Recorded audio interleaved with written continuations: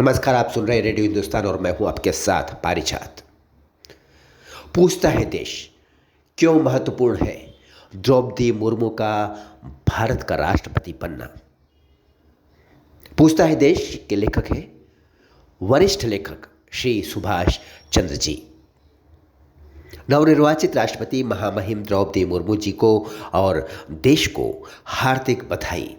नया इतिहास रचा है मोदी जी ने। द्रौपदी मुर्मू जी को राष्ट्रपति पद के चुनाव में भारी मतों से विजय प्राप्त करने पर हार्दिक बधाइयां और शुभकामनाएं। प्रधानमंत्री नरेंद्र मोदी द्वारा द्रौपदी मुर्मू का सर्वोच्च पद के लिए चयन करना एक नया इतिहास रचने से कम नहीं है, क्योंकि देश के विघटन के बाद एक बार भी कांग्रेस ने आदिवासी समुदाय का राष्ट्रपति बनाने पर कभी विचार नहीं किया। अब भी कांग्रेस को अपनी भूल में सुधार करना चाहिए और द्रौपदी मुर्मू को अपना समर्थन देना चाहिए था चुनाव के पहले। अब तो समर्थन देना ही होगा। चुनाव के पहले उन्होंने समर्थन नहीं दिया। उन्हें तो कांग्रेस ने आदिवासी समुदाय का प्रतीक मानने से भी मना कर दिया। उन्हें ईविल फिलॉसफी कहकर अपमानित किया। बहुत दुर्भाग्यपूर्ण है ये। यशवंत सिन्हा के चेहरे को आप अहंकार से भरा हुआ देख सकते हैं, जबकि द्रौपदी मुर्मू शांत स्वभाव की नजर आती हैं।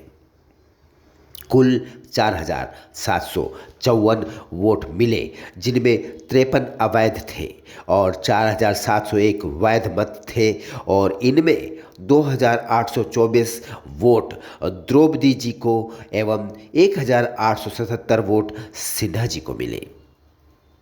वैल्यू वोट द्रौपदी मुर्मू को मिले 6,36,803 और सिन्हा जी को मिले 3,80,177 वोट।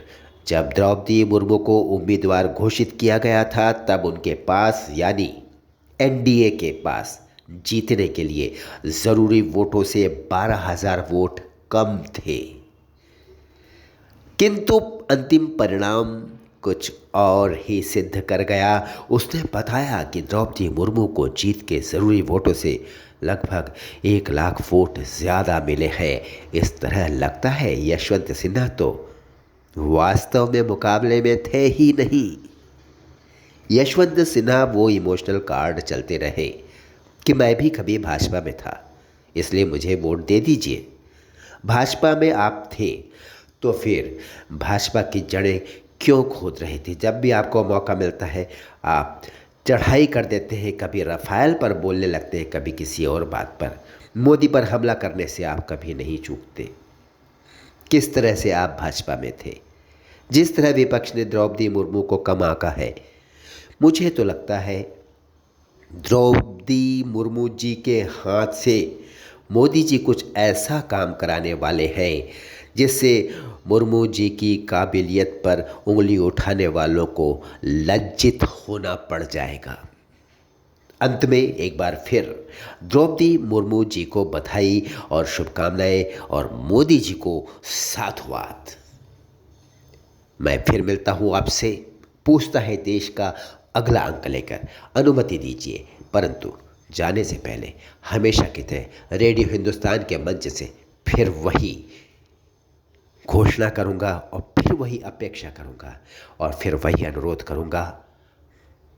पेड़ लगाइए, सबको सिखाइए, पानी बचाइए, सबको सिखाइए। नमस्कार।